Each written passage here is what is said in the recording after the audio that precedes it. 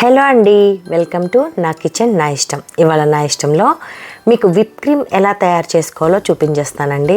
Cakes అందరూ ready చేస్తారు, ఇంట్లో బేక్ చేస్తారు, కానీ విప్ క్రీమ్ అనేది చాలా పెద్ద ప్రాసెస్. అది ఎలా చేసుకోవాలి ఏంటి అనేది మీకు క్లియర్గా చూపిస్తాను. ఒకసారి ఇలా ట్రై చేసుకోండి. మీకు మార్కెట్లో అనేక రకమైన బ్రాండ్స్ దొరుకుతాయండి విప్ క్రీమ్కి. నేను స్టార్ విప్ అయితే తెచ్చుకుంటానండి, మా విజయవాడలో ఇది దొరుకుతుంది.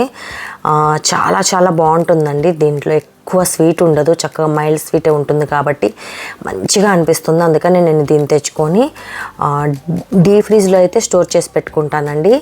మనకి చేసుకోవాలి అనుకున్నప్పుడు తీసి ఒక గంట ముందు బయట పెట్టేసుకున్నాను అనుకోండి, అది కొంచెం కరుగుతుంది. విప్ క్రీమ్ అనేది మరీ మనకి మామూలుగా ఉంటే రాదండి, కొంచెం చల్లగానే ఉండాలి. కాబట్టి ఒక 1 అవర్ అలా బయట పెట్టేసుకుంటే మనకి సరిపోతుంది అనమాట. నేనైతే విప్ క్రీమ్ని అలా డీప్లో స్టోర్ చేసి ఉంచుకుంటాను. ఈ విధంగా మనం తీసుకున్న తర్వాత ఇలా ఫోల్డ్ చేసుకొని డీప్లో అలా పెట్టేసుకోవచ్చు. కానీ ఇప్పుడు నేను డీప్ నుంచి తీసాను కాబట్టి దాన్ని కాసేపు బయట పెట్టాను, కరిగిపోయింది. చూసారు కదా, ఐస్ క్రీమ్ లాగా వస్తుంది. ఇలా 1 కేజీ మనం కేక్ చేయాలి అంటే కేజీ కేక్కి 1 కప్ సరిపోతుందండి విప్ క్రీము. లేదు మనకి 2 కేజెస్ 3 కేజెస్ మన క్వాంటిటీని బట్టి చేయాలి అనుకున్నప్పుడు అదే మెజర్మెంట్ వాడాలండి. మనం ఏ కప్పుతో అయితే మనం మైదా అదే తీసుకుంటామో మైదా కేక్కి, అదే కప్పుతో మనం తీసుకోవాలన్నమాట. ఇప్పుడు నేను 2 కేక్స్కి సరిపడా 2 కేజీ కేక్స్కి సరిపడా నేను విప్ క్రీమ్ అయితే తీసుకుంటున్నానండి. చూస్తున్నారు కదా, విప్ క్రీమ్ అనేది పూర్తిగా మెల్ట్ అవ్వలేదు, అలా అని చెప్పి పూర్తిగా గడ్డగా లేదు. ఈ విధంగా ఉండాలి మనకి. ఈ విధంగా ఉన్నదాన్ని చక్కగా మనం బీట్ చేసుకోవాలండి. ఆ బీట్ చేసుకోవడం అనేది మెయిన్ ప్రాసెస్ అండి. ఎలా పడితే అలా బీట్ చేసేస్తే విప్ క్రీమ్ సరిగ్గా రాదు. అలా అని చెప్పి బీటర్ ఉంటుంది కదండి మన ఇంట్లో, దాంతో చేసినా కూడా రాదు.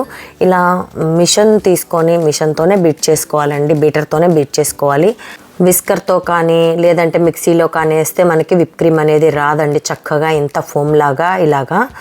కాబట్టి కన్ఫామ్గా మిషన్ అయితే ఉండాలండి, బీటర్ అయితే ఉండాలి. దీన్ని 1 స్టెప్, ఒక స్టెప్లో ఒక 2 నిమిషాలు, ఇంకో స్టెప్లో 2 నిమిషాలు, ఇంకో స్టెప్లో 2 నిమిషాలు, అలా స్పీడ్ పెంచుకుంటూ పోవాలండి. ఒక్కసారే స్పీడ్ అయితే పెంచేసుకుని చేసినా కూడా అది మనకి రాదు.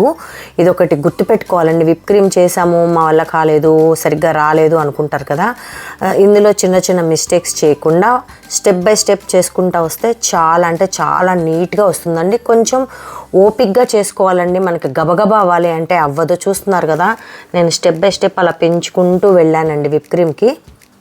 నాకు ఈ విప్ క్రీమ్ పూర్తిగా నాకు అంటే మంచిగా రావాలి, కరెక్ట్గా నాకు అంటే కేక్కి విప్ క్రీమ్ సెట్ అయ్యేలాగా చేయాలి అంటే నాకు దగ్గర 10 మినిట్స్ పడుతుందండి. 10 మినిట్స్ అయితే కన్ఫామ్గా మీరు దీన్ని బీట్ చేస్తూనే ఉండాలి. అంతా ఒకే చోట కాకుండా మొత్తం మనకి విప్ క్రీమ్ అంతా మొత్తం కలిసేలాగా చూడండి, చక్కగా ఈ విధంగా తిప్పుకుంటూ ఉండాలి. మనకి విప్ క్రీమ్ సెట్ అవుతుంది అని తెలిసేటప్పటికి మీకు తెలిసిపోతుందండి. ఇలా లేయర్లుగా ఇలా వస్తుంది, చూసారు కదా, అలా వస్తుంది. అంటే ఇప్పుడే స్టార్ట్ అవుతుంది అనమాట. అది ఇంకా టైం పడుతుంది, ఇంకో 2-3 నిమిషాలు. విప్ క్రీమ్ చేయాలి అనుకున్నప్పుడు మీరు కన్ఫామ్గా ఇలా వెల్లడపాంటి గిన్నె ఒకటి తీసుకోండి. చక్కగా స్టీల్ గిన్నె అయితే స్టీల్ గిన్నె, లేదంటే ప్లాస్టిక్ అయితే ప్లాస్టిక్, అది మీకు ఏది కంఫర్ట్ ఉంటే అది. కాకపోతే కొంచెం లోతుగా ఉన్న గిన్నె తీసుకుంటే మంచిగా వస్తుందండి. కింద లోతు ఉండాలి, పైన వెల్లడిపు ఉండాలి. అలా చేసుకోవడం వల్ల బాగుంటుంది. అంటే అలాంటి వాటిలో చేస్తే మంచిగా వస్తుంది అని అర్థం. అది విప్ క్రీమ్ మనం కొంచెమే వేస్తాము, కానీ అది ఎక్కువ శాతం మనం బీట్ చేయడం వల్ల ఎక్కువ పొంగినట్టు వస్తుందండి. కాబట్టి కొంచెం పెద్ద స్పేస్ ఉన్న గిన్నెలే తీసుకోవాలి. దాంతోపాటు ఏంటి అంటే ఈ ప్రాసెసింగ్ అనేది ఇప్పుడు ఆల్రెడీ స్పీడ్ మొత్తం పెంచేసానండి. నేను దీంట్లో 7 స్పీడ్ ఉంది, 7 స్పీడ్ వరకు పెంచుకున్నాను. కాకపోతే ఏంటి అంటే ఈ వాట్స్ ఉంటాయండి, ఎప్పుడైనా 300 వాట్స్ పైనే ఉండాలండి. 300 బిలో అయితే మాత్రం మనకి మంచిగా రాదు. అది మీరు తీసుకునేటప్పుడు ఇట్లాంటి బీటర్స్ కొంచెం మంచివి తీసుకోండి. ఒక 100-200 తక్కువకి వస్తున్నాయి కదా అని చిన్నవి తీసుకుంటే ఈ కొన్నిటికి పనికి వస్తాయి తప్ప అన్నిటికీ పనికిరావు. ఎక్కువ పాడయ్యే ఛాన్సెస్ కూడా ఉంటాయి. లోపల మనకి వాట్స్ అనేది ఎక్కువ ఉందనుకోండి, దాన్ని బట్టి ఆ మిషన్ కూడా తిరుగుతుంది. చూస్తున్నారు కదా, స్పీడ్ 1 by 1 పెంచుకుంటూ వెళ్ళాను. నాకు విప్ క్రీమ్ అయితే రెడీ అవ్వడానికి దగ్గరకు వచ్చిందండి. ఇంకా ఒక 1 minute or 2 minutes దాకా పడుతుంది. చూస్తున్నారు కదా ఎంత ఫోమ్ లాగా వచ్చిందో. ఇలా లేయర్గా అలా చూస్తారు కదా, మీకు ఎలా పడుతుందో అలా రావాలి అండి, అలా వస్తుంది.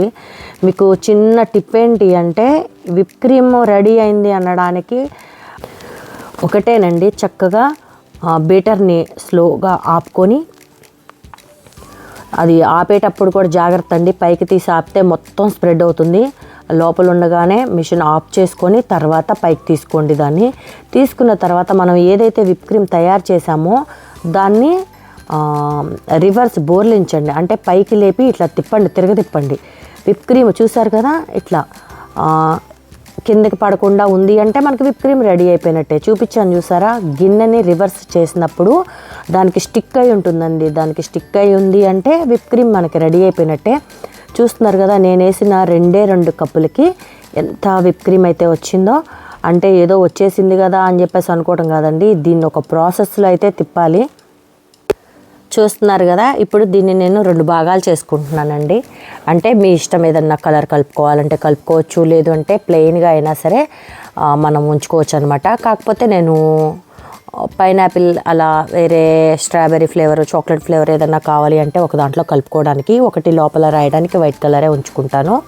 అయితే ఏంటి అంటే మనం విప్ క్రీమ్ రెడీ చేసిన తర్వాత అండి బయట ఉంచకూడదు, బయట ఉంచితే కరిగిపోతుంది మళ్ళీ. కాబట్టి దాన్ని చక్కగా మళ్ళీ మనం కేక్ ప్రిపేర్ చేసుకుంటున్నాము అనేటప్పుడు తీసుకోవచ్చు. కాబట్టి దీన్ని చక్కగా ఫ్రిడ్జ్లో పెట్టుకోవాలండి, డీప్లో పెట్టకండి, ఫ్రిడ్జ్లో కూలింగ్లో పెట్టుకోండి. అప్పటికి కొంచెం ఏదన్నా మీకు మెల్ట్ అయింది అనిపిస్తే కనుక మళ్ళీ ఒకసారి బీట్ చేసుకోండి. బట్ ఎక్కువ అయితే అంతసేపు అయితే పట్టదండి, 1 గంట వరకు అయితే బాగానే ఉంటుంది మెల్ట్ అవ్వకుండా. చూస్తున్నారు కదా, ఈ విధంగా నేనైతే రెండిటికి రెండు కేకుల కోసం అని చెప్పేసి విడివిడిగా తీసి పెట్టుకున్నాను. ఎందుకు విడిగా తీసి పెట్టుకున్నాను అంటే అండి, ఇప్పుడు ఒక ఫ్లేవర్ మనం చేస్తున్నాం అండి కేక్, అందులో మనం ఇవన్నీ ఉంటాయి కదండి, వాటితో మనం డెకరేట్ చేసే వాటితో చేస్తున్నప్పుడు ఏమవుతుందంటే ఆ ఫ్లేవర్ అనేది ఇందులో కలుస్తూ ఉంటుంది. ఏ కేక్ ఫ్లేవర్కి ఆ కేక్ ఫ్లేవరే ఉంటే బాగుంటుందండి. అందులోకి వెళ్ళినా టేస్ట్ మారిపోతుంది.